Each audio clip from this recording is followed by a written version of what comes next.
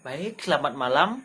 Kami dari kelompok 7, kami akan mempresentasikan tentang strategi pemasaran pada PT Bir Bintang. Sebelum melakukan presentasi, kami akan memperkenalkan nama kelompok kami. Saya sendiri Kadek Rizky Sutresna. Baik, yang pertama, industri bir di Asia Tenggara dan Indonesia. Anggota Asosiasi Bagian Tenggara negara-negara ASEAN melindungi prosedur bir domestik mereka dengan tarif tertinggi.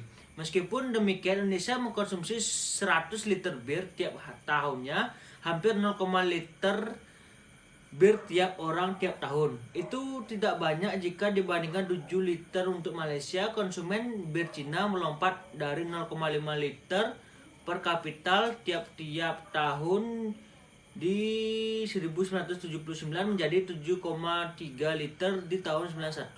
Mencerminkan standar hidup orang Cina meningkat. Filipina adalah bagian tenggara peminum minuman keras bir paling terbesar di atas, di mana mereka mengkonsumsi 1,5 miliar liter per tahun, sekitar 25 liter per kapita.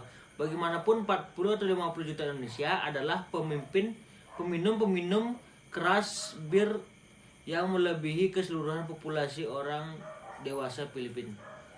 Selanjutnya, penguasaan pasar berikutnya adalah angker bir yang memasuki bir oleh PT Delta Jakarta, suatu perusahaan yang telah terdaftar sangat dominan untuk daerah Jawa Barat dan Jakarta. Delta Jakarta juga menghasilkan Chilbers di bawah lisensi orang Demak, angker bir Bintang dan Santa Supersan. Karena pengendalian perusahaan yang baik, maka di tahun 90 Delta Jakarta mempunyai nafkah yang paling tinggi per saham, 567 mata uang Indonesia, tentang segala bursa yang terdaftar di Jakarta Pasar Bursa. Di tahun 93, Sang Mengguel memberi 49% saham Delta Jakarta dari golongan Mainstreet, salah satu konglomerat asal Indonesia, Sun Mengguel. Bir diproduksi di bawah lisensi asing produser bir Indonesia yang mempunyai penguasaan kecil di pasar Indonesia. Bosun. Halo semuanya, saya Iko Mawisnuwardana, NPM 022, kelas S1 Manajemen dari kelompok 7, akan melanjutkan presentasi dari penguasaan perusahaan. Sasaran hasil perusahaan dinyatakan piagam perusahaan adalah sebagai berikut. Yang pertama, produksi bir dan minuman tanpa alkohol telah disetujui oleh otoritas Indonesia. Yang kedua, pemasaran produk ini dipasarkan internasional dan lokal untuk perusahaan dan untuk pihak ketiga di dalam hukum dan peraturan Indonesia. MBI mempertimbangkan usaha khusus untuk suatu warga negara untuk mendirikan perusahaan yang baik di Indonesia. Itu sangat membanggakan karena memasuki kita untuk terampil. Perusahaan menawarkan suatu cukupan luas tentang kesejahteraan karyawan. Tiap-tiap Januari, CEO Heineken di Amsterdam mengeluarkan surat ke presiden yang berisi pandangan perusahaan induk tentang kondisi-kondisi ekonomi dunia. Surat presiden juga berisi goal Heineken dan suatu uraian tentang permasalahan umum dan khusus. Berdasarkan surat presiden, para eksekutif puncak MBI mengembangkan suatu kebijakan perencanaan garis besar. Rencana ini hasil sasarannya untuk 3 tahun dan menyediakan bimbingan untuk semua aktivitas perencanaan jangka panjang. Setelah rencana kebijakan dibahas dan disetujui, MBI tim manajemen menyiapkan rencana yang operasional untuk tahun jangka pendek. Suatu dewan komisaris menghadirkan MBI pemegang saham. Sekarang komisaris presiden adalah Tan Sri Abeng, Presiden Direktur MBI terdahulu. 3 dari 4 komisaris adalah warga negara Belanda yang mewakili Heineken. Dewan Direktur menyediakan bimbingan eksekutif kepada persyaratan. Sebanyak 4 dari 6 para direktur adalah direktur eksekutif.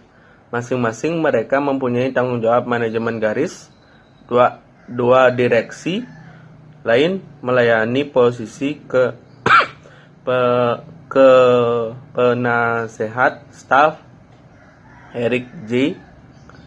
Cortals Altes yang telah menjadi presiden direksi sejak 1999. Baik, perkenalkan, nama saya Anak Agung Bagus Dharma Udayana, NPM 026 dari kelompok 3. Baik, saya Anak Agung Bagus Dharma Udayana akan melanjutkan presentasi dari teman saya. Pajak. Produsen Indonesia menghadapi permasalahan khusus. Sebagai tambahan, tetap terhadap menanggulangi berbagai kesulitan memasarkan bir di suatu kultur Islam. Mereka harus mengimpor bahan baku yang sebagian besar jelai bertunas, dikeringkan dan jagung dari Eropa dan Austria. Meningkatkan biaya-biaya transportasi, pemerintah melindungi uang agrikultur Indonesia dengan tugas-tugas dan tarif, maka pajak impor harus dibayar pada hasil ini. Pajak langsung adalah item biaya yang utama untuk produsen Indonesia. Baik, selanjutnya ada 3 pajak minuman beralkohol. Yang pertama, pajak pertambahan nilai atau TONG. Tentang 10% berlaku untuk semua barang-barang pabrik. Lalu yang kedua, pajak kemewahan bir dipertimbangkan suatu item kemewahan di Indonesia. Di tahun 1992, pajak kemewahan yang ditingkatkan ke 35% tentang pabrik harga barang-barang mewah. Lalu yang ketiga, pajak bea cukai. Suatu bea cukai atas minuman beralkohol. Di tahun 1992, pajak ini yang ditingkatkan ke Rp500 saban liter. Om Swastiastu, saya Putu Rama Merta Utama, NPM 023, kelas E1 Manajemen, semester 6. Saya akan melanjutkan presentasi dari teman saya. Pajak merupakan biaya yang tidak dapat dikendalikan oleh produsen Indonesia. Kebanyakan dan efisiensi dengan biaya yang memotong program pada MBI belum mendukung lebih dari laba.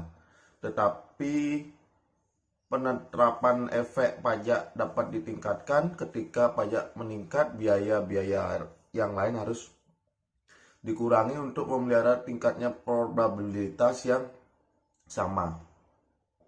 Tenaga ahli tidak mengharapkan itu yang disebut dosa pajak atas bir yang meningkat. Kesimpulan, dari penerapan penjelasan di atas, dapat penulis simpulkan sebagai berikut. Industri bir di Asia Tenggara dan Indonesia. Anggota Asosiasi Bagian Tenggara negara-negara ASEAN melindungi produsen bir domestik mereka dengan tarif tinggi. Indonesia mengonsumsi 100 juta liter per bir per tahun, hampir 0,5 liter bar tiap orang tiap tahun. Itu tidak banyak jika dibandingkan 7 liter untuk Malaysia. Untuk konsumsi bir di Cina melompat dari 0,5 liter per kapita menjadi 7,3 liter pada tahun 1991. Filipina merupakan konsumsi bir paling banyak, 1,5 miliar per tahun, sekitar 25 liter per kapita.